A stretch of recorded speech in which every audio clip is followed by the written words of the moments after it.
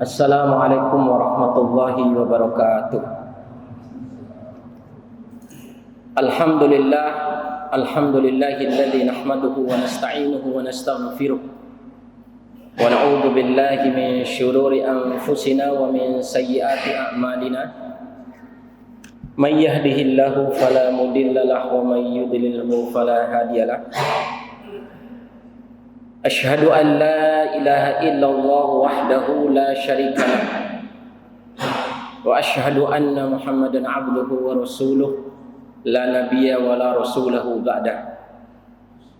Qala Allah ta'ala fi kitabil karim ba'da a'udzu billahi minasy syaithanir rajim. Bismillahirrahmanirrahim.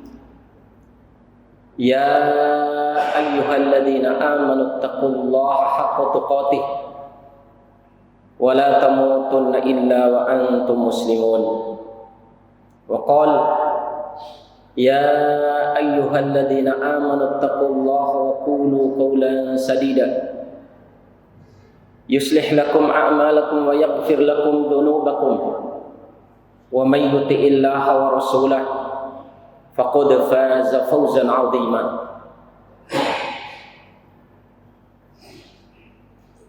Wa qala Rasul sallallahu alaihi wasallam man salaka tariqan yaltamisu fihi ilman sahalallahu bihi tariqan ilal jannah.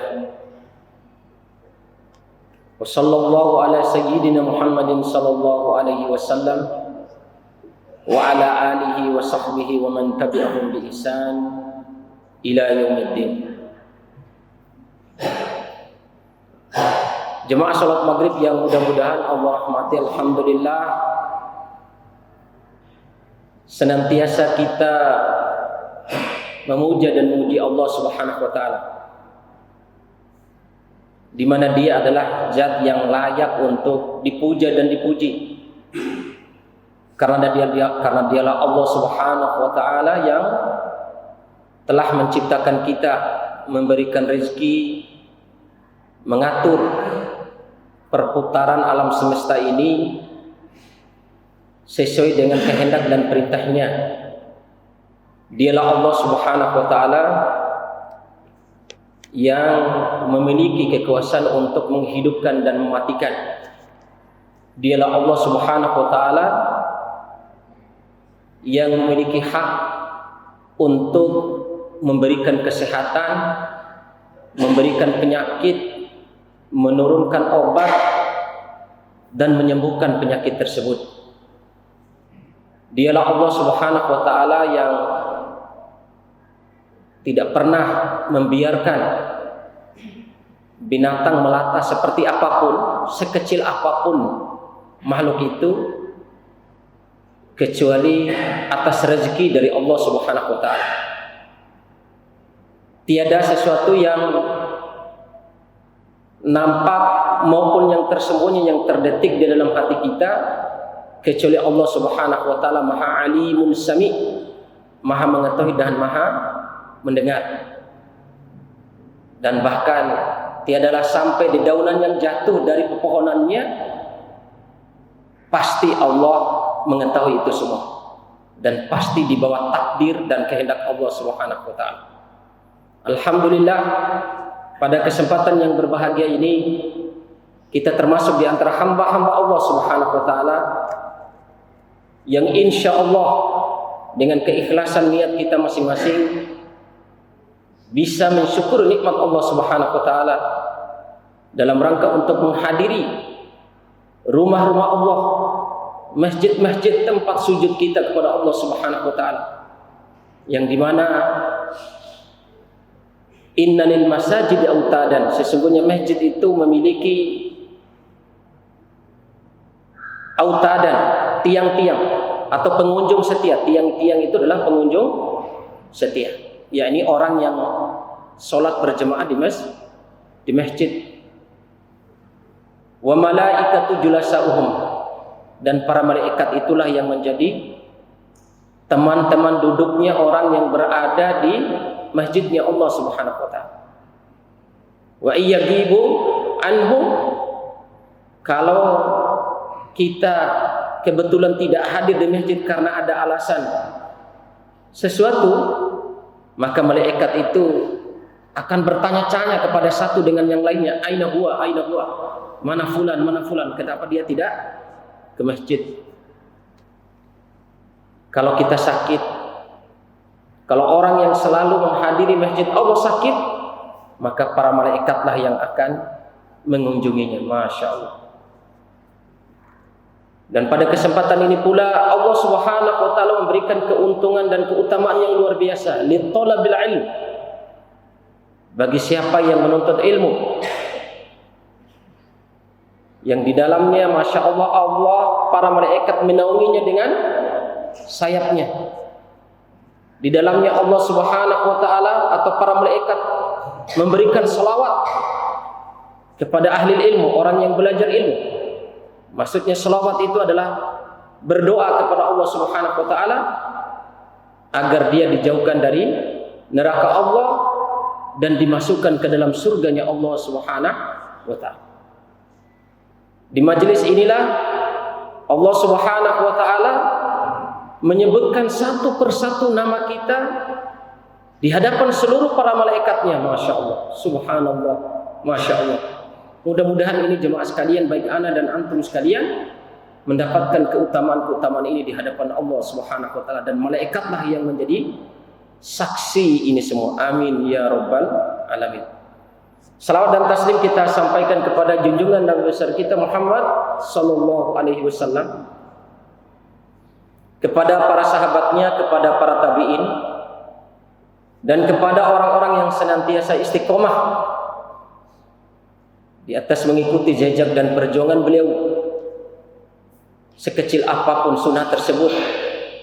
Mudah-mudahan kita berusaha untuk melaksanakannya, kita berusaha maksimal untuk melakukannya. Masya Allah. Amin ya rabbal alamin. Jemaah salat maghrib yang mudah-mudahan Allah rahmati, kemarin alhamdulillah telah kita bahas kaitan dengan al-imanu billah, tentang adanya Allah Subhanahu wa taala. Yang kemarin kita telah bahas bagaimana kisah, beberapa kisah yang ana tampilkan sebagai bagian daripada keyakinan kita akan adanya Allah Subhanahu wa taala, bahwa Allah ada bersama dengan kita. Kalau saja istrinya Nabi Ibrahim ditinggalkan di sebuah lembah yang tidak ada makanan, rerumputan pun tidak tumbuh, tidak ada bahan makanan, bekal makanan sedikit pun, tapi karena yakin itu adalah perintah Allah dan Allah ada, la yudayyi'anallah, sebagaimana Siti Hajar mengatakan, la yudayyi'anallah, sekali-kali Allah tidak akan menelantarkan kami, wahai suamiku, wahai Nabi Ibrahim. Idhab anta bima amrakallah, pergilah engkau dengan apa yang Allah telah perintahkan kepada engkau. Begitu juga kisah Nabi Ibrahim ketika dibakar oleh Namrud. Dia hanya bilang, Masya Allah, ya Allah, saya yakin engkau ada ya Allah. Meskipun saya beribadah kepada engkau tidak dalam keadaan melihat wujud dan sosok engkau, tapi saya yakin engkau ada sebagai Rabb, aku adalah engkau. Begitu juga api itu adalah makhluk yang engkau ciptakan, dan pasti saya yakin api itu adalah tunduk kepadamu ya Allah. Maka saya mohon wahai Allah, saya tahu engkau telah menciptakan sifatnya api itu panas, tapi engkau maha kuasa atas segala sesuatu, jadikanlah yang panas itu menjadi dingin dalam rangka untuk menyelamatkan diriku ya Allah Subhanahu. Apa yang terjadi? Qadarullah, Allah mentakdirkan api itu yang sifatnya panas menjadi dingin. Karena apa? Yakinnya Nabi Ibrahim Allah itu ada. Masya Allah, itu diantara kisah yang membuat kita yakin akan adanya Allah Subhanahu wa taala, sehingga tumbuh keimanan, keyakinan kita akan adanya Allah yang menghidupkan dan mematikan Allah, akan adanya hari timbangan di yaumil akhir, akan adanya azab dan nikmatnya kubur. Masya Allah, Mudah-mudahan ini akan menambah giroh ibadah kita kepada Allah Subhanahu wa taala. Itu tergantung bagaimana rasa yakinnya kita kepada Allah Subhanahu wa taala. Jemaah sekalian yang mudah-mudahan Allah rahmati, kita lanjutkan kaitannya dengan pembahasannya di dalam buku Minhajul Muslim. Masih kaitannya dengan babul imanu billah. Anna Allah Subhanahu wa taala rabbu kulli syai'in wa malikuhu. Sesungguhnya Allah Subhanahu wa taala adalah Rabbnya segala sesuatu dan rajanya segala sesuatu. La ilaha illa huwa. Tidak ada ilah kecuali Dialah Allah Subhanahu wa taala. Tidak ada yang memberikan penyakit kecuali Allah Subhanahu wa taala. Tidak ada yang memberikan kegundahan, kesedihan kecuali Allah. Maka tempat mengadu kita hanya kepada Allah. Mengadu kita, berpasrah diri kita hanya kepada Allah Subhanahu wa taala. Rasa takut kita hanya kita serahkan kepada Allah Subhanahu wa taala. Yakin bahwa rezeki akan dikasih oleh Allah selama kita berusaha dan berhusnuzon kepada Allah, Allah akan memberikan rezeki tersebut. Mendekatkanlah diri kepada Allah Subhanahu wa taala sehingga setiap masalah yang kita hadapi Allah akan memberikan ketenangan karena dekatnya kita dengan Allah Subhanahu wa taala. Mengeluhlah kepada Allah atas semua masalah yang kita hadapi. Baik itu kaitan dengan harta kita, kaitan dengan kehidupan kita, kaitan dengan keluarga kita, at-tadabbur fihi, bertadabbur dengannya karena la ilaha illahu wala rabba ghairuh. Tidak ada yang berkuasa dan tidak ada yang maha menguasai segala sesuatu selain Allah Subhanahu wa taala. Wa annahu jalla wa ala musufun bikulli kamal. Dan sesungguhnya Allah yang maha tinggi dan maha mulia itu disifati dengan sifat yang sempurna, munajjahun an kulli nuqsanin, yang dia itu suci bersih dari segala kekurangan, yaitu Allah Subhanahu wa taala. Ingat, yang bersih dari segala kekurangan hanya Allah Subhanahu wa taala. Tidak ada yang lain kecuali Allah Subhanahu wa taala. Kemudian bagaimana dalil yang menjelaskan tentang adanya wujud, kita harus yakin akan adanya Allah Subhanahu wa taala, atau kaitan dengan iman kita kepada Allah Subhanahu wa taala. Di sini dikatakan yang pertama, ikhbaruhu ta'ala bi nafsi an wujudihi. Kita harus yakin bahwa Allah itu ada sebagaimana yang Allah Subhanahu wa taala informasikan, firmankan di dalam Al-Qur'an tentang dirinya itu bahwa Allah itu ada.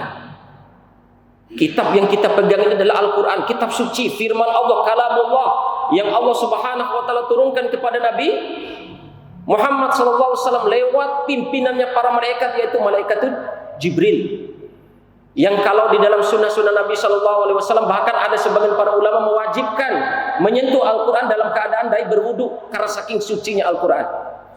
Yang kalau kita membacanya harus ditempatkan di tempat yang tinggi, jangan sampai ada kitab-kitab atau buku-buku yang lain yang di atasnya Al-Quran sebagai bentuk karomah memuliakan Al-Quran. Masya Allah, ini kalam Allah, firman Allah. Jadi firman Allah mengatakan bahwa Allah itu ada. Wa an rububiyyati lil khalq, dan bagaimana rububiyahnya Allah Subhanahu wa taala kepada makhluknya, bahwa Allah yang telah menciptakan, memberikan rezeki, mengatur dan merajai alam semesta. Itu Allah informasikan, Allah firmankan bahwa Allah menguasai itu semua kepada makhluknya. Berarti kalau kata Syekh Muhammad bin Abdul Wahab, kulluna alam, seluruh kita ini semuanya alam, baik itu jin, baik itu iblis, baik itu para malaikat, semuanya alam semesta. Yang tidak termasuk alam semesta hanya Allah Subhanahu wa taala. Wa an asma'i wa sifatihi. Begitu juga Allah Subhanahu wa taala menghabarkan kepada kita di dalam Al-Qur'an tentang nama-nama dan sifat-sifat Allah Subhanahu wa taala. Itu terdapat di dalam Al-Qur'an yang mulia, jemaah sekalian. Terdapat di dalam Al-Quran yang mulia. Allah Subhanahu wa taala berfirman di dalam surat Al-A'raf ayat 54. Inna rabbakumullahu alladzi khalaqas samawati wal ard fi sittati ayyam. Sesungguhnya Rabb kalian Allah Subhanahu wa taala. Rabb kita ini adalah Allah. Ketika kita mendengar Allah, yakin bahwa Allah itu ada. Ikhwan fillah subhanallah. Tadabbur, menikmati namanya Allah, tadabbur sedikit, berfikir sedikit, jadikan ibrah bahwa sejenak dengan khusyuk Allah. Apa yang kita lakukan Allah Maha melihat, apa yang kita lakukan ini adalah Allah Maha mengetahuinya. Bahwa itu adalah Rabb kita. Kita hadir ke masjid, kita yakin sujudnya kita karena yakin bahwa Allah itu adalah Rabb kita. Sebagaimana dalam hadis, kita hadir sholat ketika kita membaca Al-Fatihah, Allah yang menjawabnya. Idza qala al-'abd alhamdulillah wa ajaba Allahu bihi hamadani abdi. Kalau hambaku ketika membaca Al-Fatihah alhamdulillah, maka Allah langsung menjawab hamadani abdi, sungguh hambaku telah memujiku. Artinya dialog kita dengan Allah Subhanahu wa taala. Sesungguhnya Rabb kita adalah Allah alladzi khalaqas samawati wal ard fi sittati ayyam, yang dimana Allah Subhanahu wa taala telah menciptakan langit dan bumi dalam waktu 6 hari. Masya Allah, ya Rasulullah. Sejenak saya melihat tafsir Al-Imam Ibnu Katsir tadi, kaitannya dengan ayat ini. Masya Allah. Khalaq, Allah Subhanahu wa taala menciptakan dulu bumi, baru diciptakannya langit. Allah Subhanahu wa taala menciptakan bumi dalam masa 6 langit dan bumi dalam masa 6 hari. Diciptakan dulu bumi sebagai dasar, sebagaimana kita kalau bangun rumah itu pasti ada dasarnya, baru ada tiang dan atapnya. Maka didirikanlah dulu dasar. Dibangun oleh Allah ini dasar daripada ciptaannya ini. Yang pertama adalah dinamakan bumi, kemudian langit sebagai atapnya. Masya Allah, ikhwan fillah subhanallah, jarak antara langit dengan bumi sebagaimana hadis yang diriwayatkan oleh Imam Muslim, jarak antara bumi dengan langit itu sama dengan menempuh perjalanan 500 tahun. Ya, sama dengan kita menempuh perjalanan 500 tahun jaraknya antara bumi dengan langit. Kemudian langit itu ada 7 tingkat, begitu juga bumi ini ada 7 lapis ke bawah. Sebagaimana kata Rasul sallallahu alaihi wasallam bahwa bumi itu memiliki 7 lapis. Rasul sallallahu alaihi wasallam bersabda, sesungguhnya orang yang suka mendolimi orang lain. Mendolimi orang lain di sini yang dimaksud adalah mengambil tanah orang lain meskipun sejengkal. Mengambil tanah hak milik orang lain meskipun sejengkal. Kata Rasul sallallahu alaihi wasallam, Allah akan tenggelamkan dia ke dasar bumi yang ketujuh. Itu hadis artinya menandakan bahwa bumi itu juga berlapis 7. Jarak antara langit yang pertama ke langit yang kedua sama dengan menempuh perjalanan 500 tahun. Tebalnya langit itu kata Rasul sallallahu alaihi wasallam sama dengan dai menempuh perjalanan 500 tahun. Tebalnya langit itu. Tebalnya langit seperti itu. Masya Allah. Sementara di langit pertama ini kan ada malaikat-malaikatnya. Jarak antara malaikat yang satu dengan malaikat yang lain kata Nabi SAW sama dengan 4 jariku ini jaraknya. Saking penuhnya malaikat yang ada di langit ini yang tugasnya sujud kepada Allah Subhanahu wa taala. Setiap langit ada pintunya dan ada penjaga langitnya, penjaga pintu langit. Dan kata Nabi SAW, pintu langit itu terbuka setiap harinya qabla zawali syams, sebelum matahari tergelincir. Maka kata Nabi SAW menasihatkan, janganlah kalian tinggalkan sholat sunnah qobliyah sebelum duhur. Ya, jangan tinggalkan sunnah qobliyah rawatib sebelum duhur. Karena aku berharap ketika kalian sholat sunnah itu pintu langit terbuka. Karena pada saat itu pintu langit terbuka. Ketika kalian sholat, maka pada saat itu kebaikan kalian langsung dinaikkan oleh para malaikat menuju Allah Subhanahu wa taala. Ketika komat sholat duhur itu sudah diikomahkan, maka pintu langit itu tertutup. Masya Allah, setiap hari pintu langit terbuka pada saat zawalus syams, ketika matahari tergelincir. Dan barang siapa yang melengkapi sholat sunnahnya dengan 2 rakaat setelah sholat duhur, wajabat lahul jannah, wajib bagi dia masuk surganya Allah Subhanahu wa ta'ala.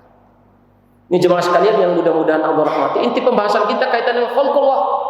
Di dalam tafsir Imam Ibnu Katsir, 6 hari itu dimulai dari hari Ahad, Senin, Selasa, Rabu, Kamis, Jumat. Wa anna yawmal ahad khuliqat fi as-samawat.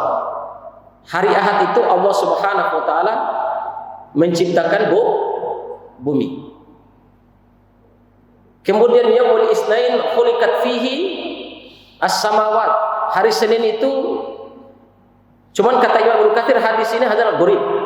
Cuman banyak syawahid, tapi di tafsir Ibnu Katsir dimasukkan hadis ini. Hari Senin diciptakannya langit. Kemudian hari Selasa diciptakannya sesuatu yang kita benci, yang kita lihat di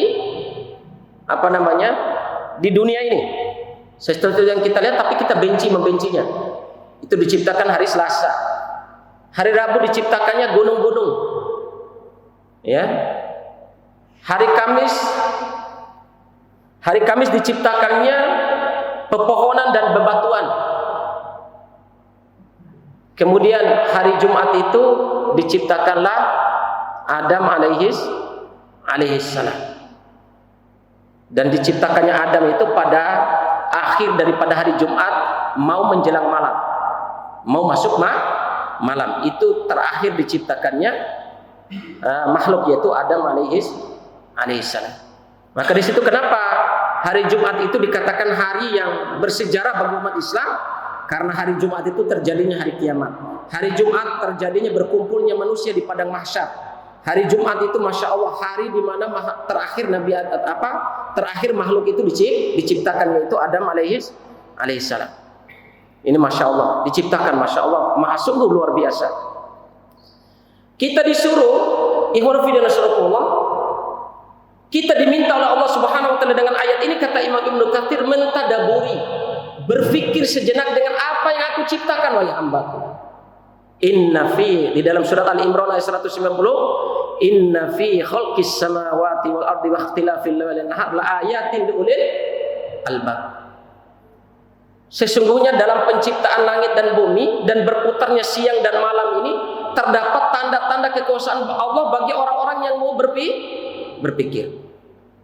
Saya juga coba tadi lihat di dalam tafsir Al-Imam Ibnu Katsir kaitan dengan surat Al-Imran ayat 190 ini, kaitan dengan tadabbur. Bagaimana afdolnya antara tadabbur, merenungi ciptaan-ciptaan Allah, dengan beribadah. Kata Masya Allah, Hasan Al-Basri mengatakan di dalam tafsir Ibnu Katsir itu, dia mengatakan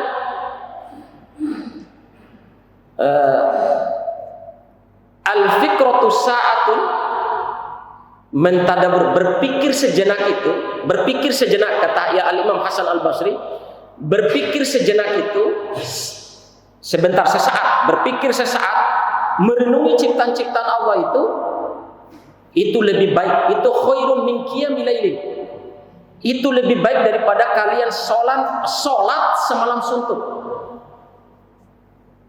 Ya, itu lebih baik daripada kalian sholat semalam suntuk. Berpikir, mentadaburi ciptaan-ciptaan Allah Subhanahu wa taala. Kemudian ikhwan fillah rasulullah, di dalam lain perkataan para ulama yang lain, masya Allah, wa kalamukum bidzikrillah, kalian berbicara dengan berzikir kepada Allah, baik itu ceramah, baik itu apa gitu kan, baik itu berzikir dengan zikir biasa. Di dalam tafsir Ibnu Katsir dikatakan, saya lupa ulamanya tadi itu, ulama ini mengatakan zikirnya kalian dengan berbicaranya kalian dengan berzikir itu hasan, itu baik. Itu baik. Wa fikratukum li khalqillahi afdhalul ibadah.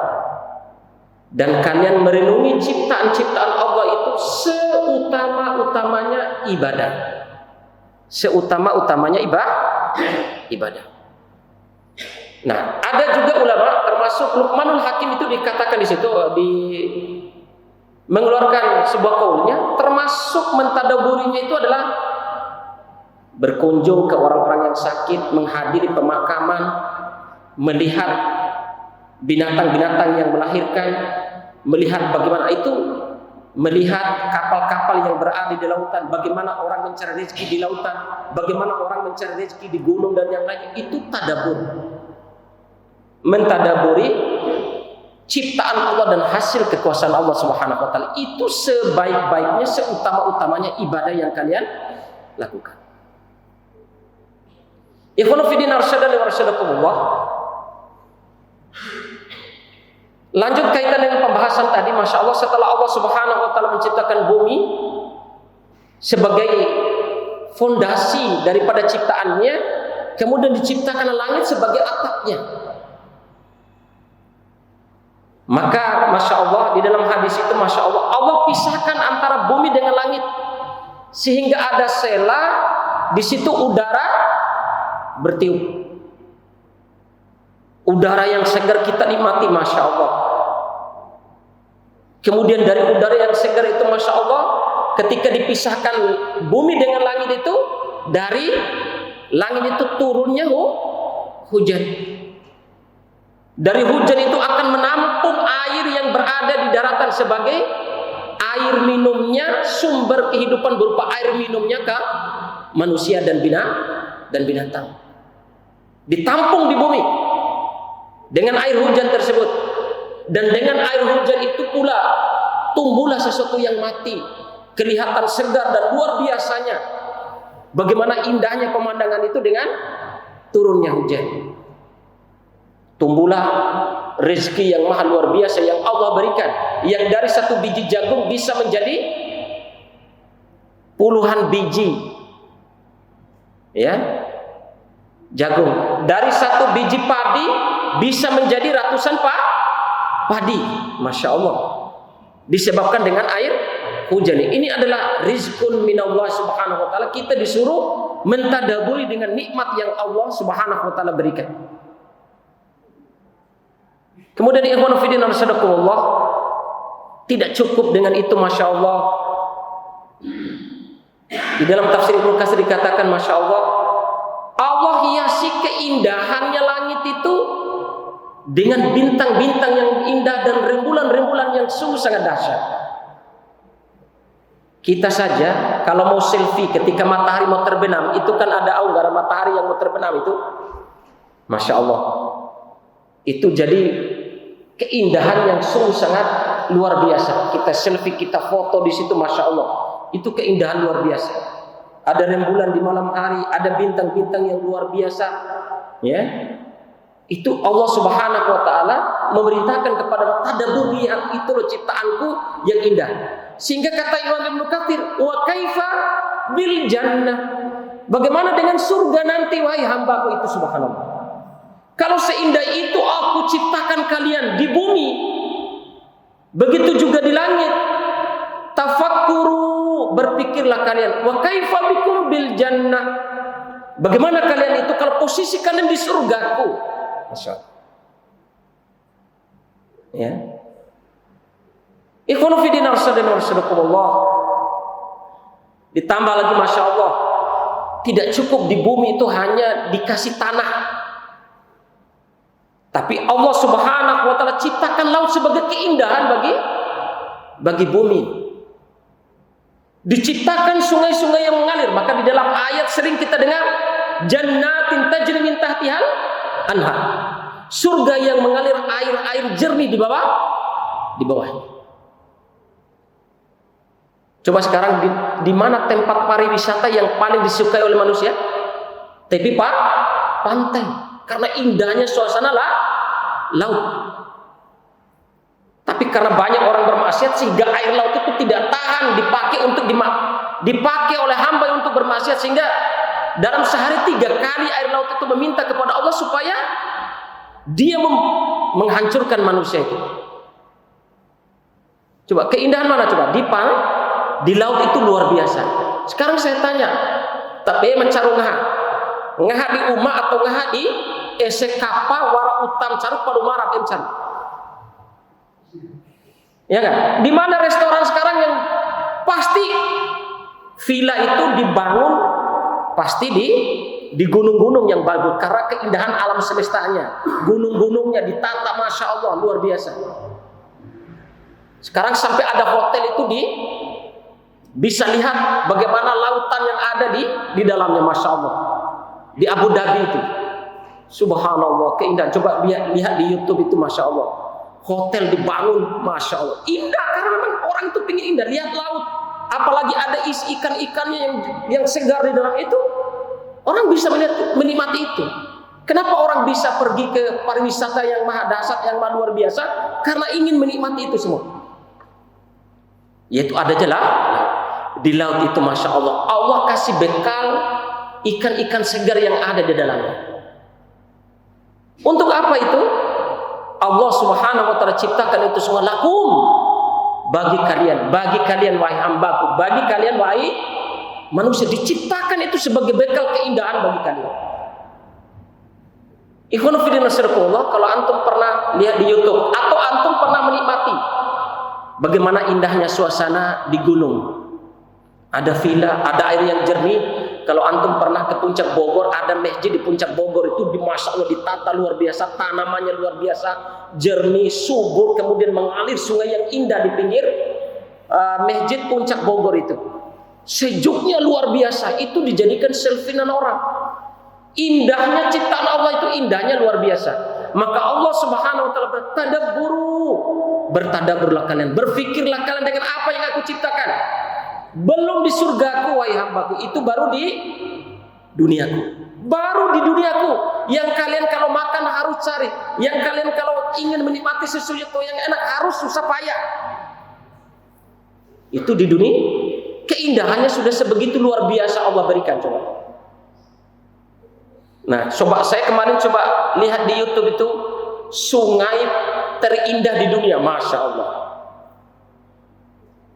Ada di Kolombia itu sungai berwarna-warni, ada warna kuning, ada warna merah, ada warna, semua warna ada di Kolombia itu. Subhanallah. Ada di Filipina, di Thailand itu ada sungai yang luar biasa di bawahnya, dan termasuk tempat pariwisata yang paling dituju oleh dunia di Filipina. Sungai yang indah, segar, sejuk, masya Allah. Masya Allah.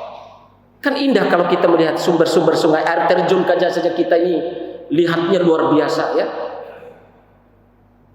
Jangankan air terjun, air nanga saja kalau banyak kita pakai untuk mandi, apalagi kalau air di sungainya jernih, mengalir air yang tidak ada sampah dan yang lainnya di dalamnya, masya Allah.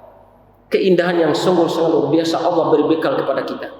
Maka di situ ikhwan fillah sadaqallah, Allah Subhanahu wa taala dalam tafsirnya, Allah Subhanahu wa taala dalam tafsir Ibnu Katsir itu menjelaskan, semua yang aku ciptakan, baik sungai dengan keindahannya, dengan kejernihannya yang di dunia ini, baik yang di langit dengan bintang-bintangnya, baik yang di laut dengan mutiaranya, dengan harga, masya Allah. Kan ada di laut pasti ada orang tambang mutiara kan, berlian dan yang lainnya. Itu nikmati, itu semua adalah ciptaanku. Aku kasih semua gratis untuk kalian, sebagai bahan bagi kalian untuk mencari rezeki. Masya Allah, itu saya kasih kepada kalian. Saya kasih hambaku, saya kasih kepada kalian wahai manusia. Berpikirlah kalian, kata Imam Ibnu Katsir dengan ayat ini, berpikirlah kalian bagaimana kalau posisi kalian di surga. Surga di atasnya mengalir sungai-sungai yang indah di bawahnya, masya Allah. Berpikirlah kalian bagaimana indahnya suasana pegunungan, bagaimana indahnya suasana kehijauan di saat hujan itu turun. Bagaimana kalau itu kalian nikmati di surga, masya Allah. Ini ikhwan fillah nasrakullah, beberapa hal kaitannya dengan ciptaan-ciptaan Allah Subhanahu wa taala yang Allah ciptakan ini semua sebagai bentuk mengajak kita untuk berpikir dengan tadabbur ini, menambah keimanan dan keyakinan kita kepada Allah Subhanahu wa taala. Sampai Al-Imam Ibnu Katsir mengatakan, tadabbur, lihatlah bagaimana binatang melahirkan. Tadabbur, bagaimana ayam itu bisa menetas. Tadabbur seluruhnya, Masya Allah.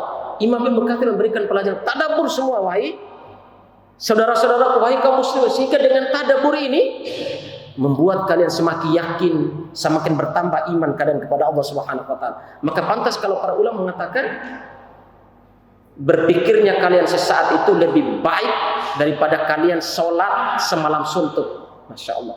Sesaat saja merenungi ciptaan Allah itu lebih baik daripada kalian sholat semalam suntuk. Karena dengan berpikir akan melahirkan ibrah, pengalaman, akan melahirkan siapa yang menciptakan segala keindahan ini, siapa yang menciptakan semua ini adalah atas dasar kuasa Allah Subhanahu wa taala. Sudah aja? Nah, jazakumullah khair. Ikhwan fillah masyaallah. Inilah yang bisa Anda sampaikan pada kesempatan yang berbahagia ini. Mudah-mudahan apa yang disampaikan dan menambah keimanan dan keyakinan kita kepada Allah Subhanahu wa taala, menambah rasa takut kita kepada Allah Subhanahu wa taala. Wa akhiru da'wati subhanaka Allahumma wa bihamdika asyhadu an la ilaha illa anta astaghfiruka wa atubu ilaik. Subhana rabbika rabbil izzati amma yasifun. Wassalamun alal mursalin walhamdulillahi rabbil alamin. Wassalamu alaikum warahmatullahi wabarakatuh.